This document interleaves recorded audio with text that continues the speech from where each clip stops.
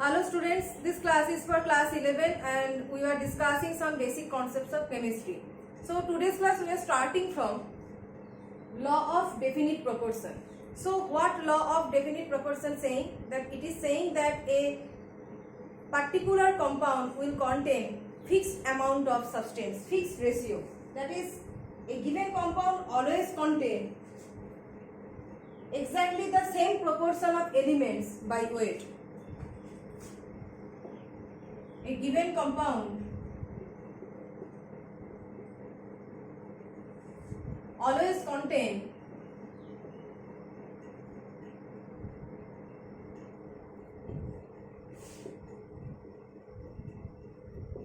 exactly the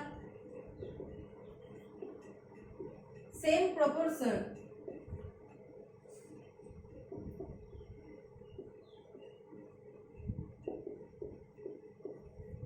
of elements by weight. That means definite proportion. Definite means fixed.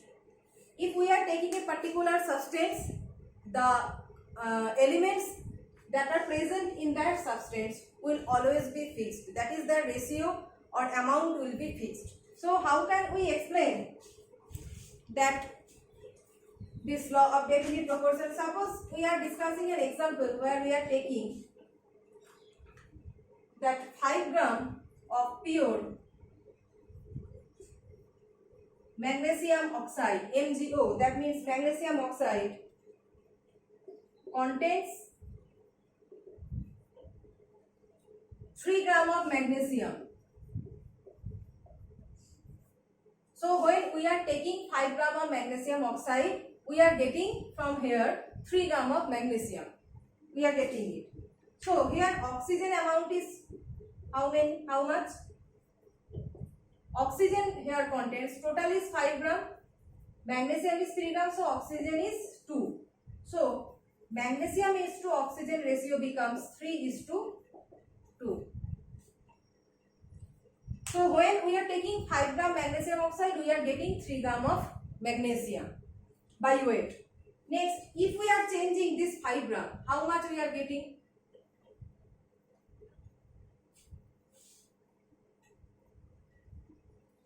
Suppose in place of 5 gram, we are taking 8.5 gram. 8.5 gram of pure magnesium oxide.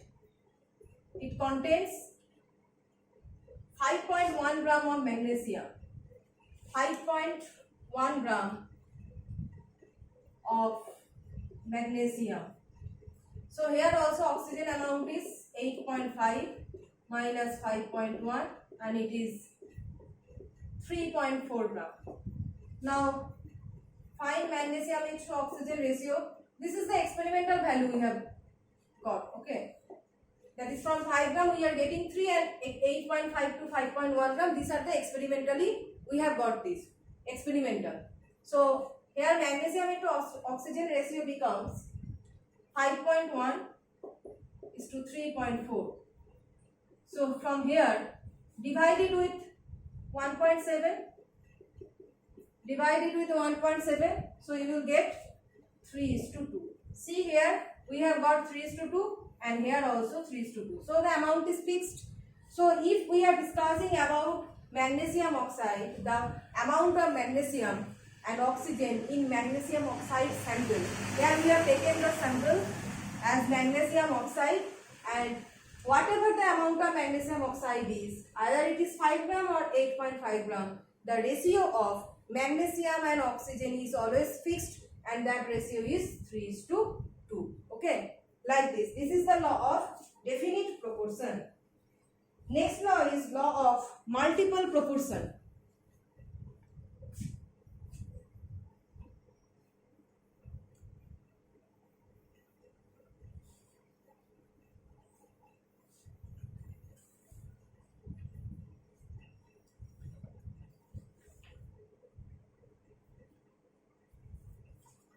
Law of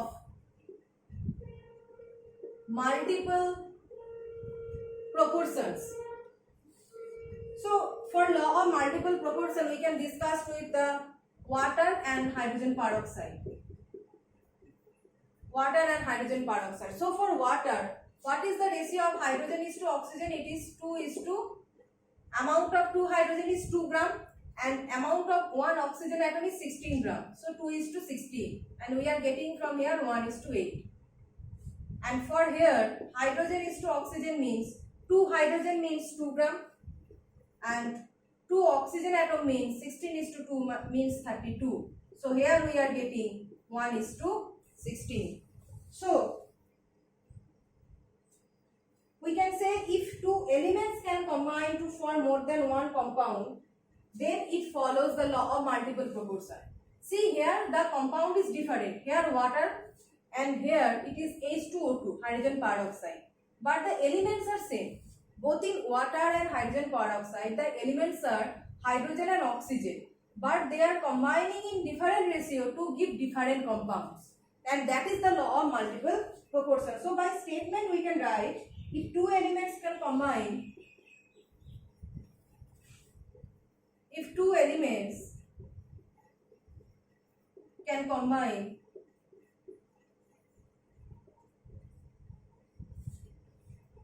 to form more than one compound, to form more than one compound, that means what?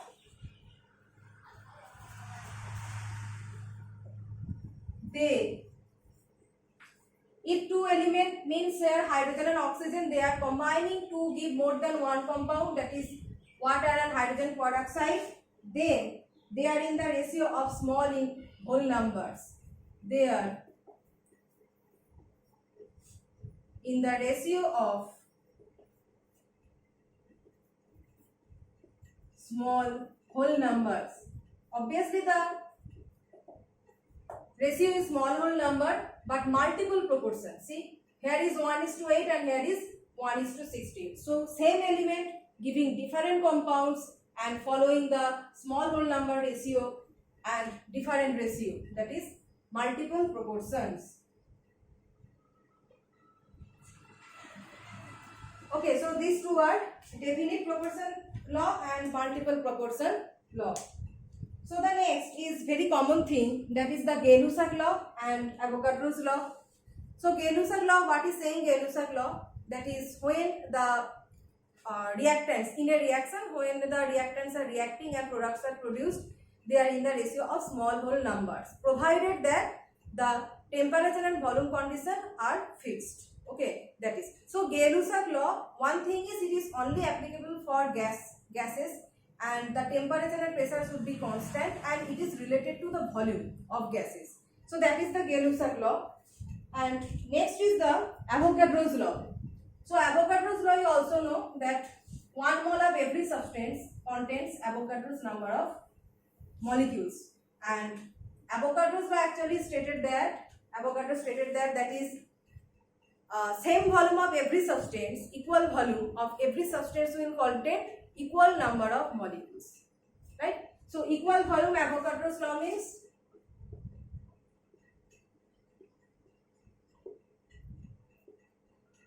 equal volume contains equal number of molecules. So from this Avogadro's law we have got the idea, that is 22.4 liter of any substance contains how much? 6.023 into 10 to the power 23 molecules. And from this Avogadro's law we have also got, that is 1 mole of any substance contains this Avogadro's number of molecules. All these things are coming from Avogadro's law. These are the general concepts that we have already learned. So next we are directly going to the atomic mass. There is one unit of atomic mass that is written as AMU, atomic mass unit. Atomic mass, and it is represented as AMU or U. AMU is atomic mass unit.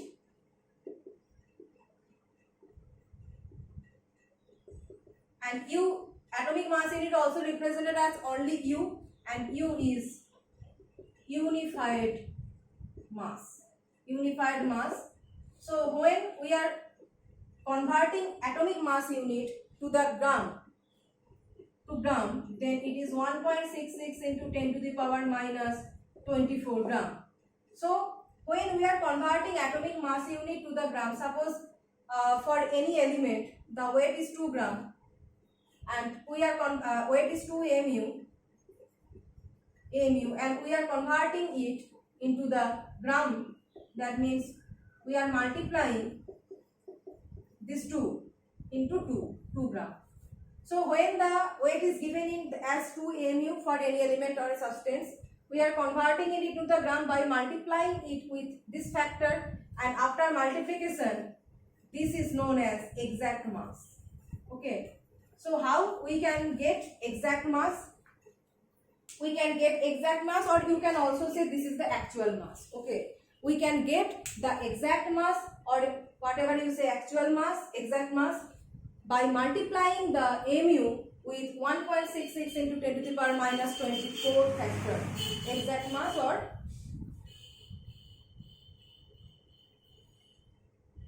so from here we are coming also to the point of average atomic mass. So this average atomic mass portion will start in the next class. Okay.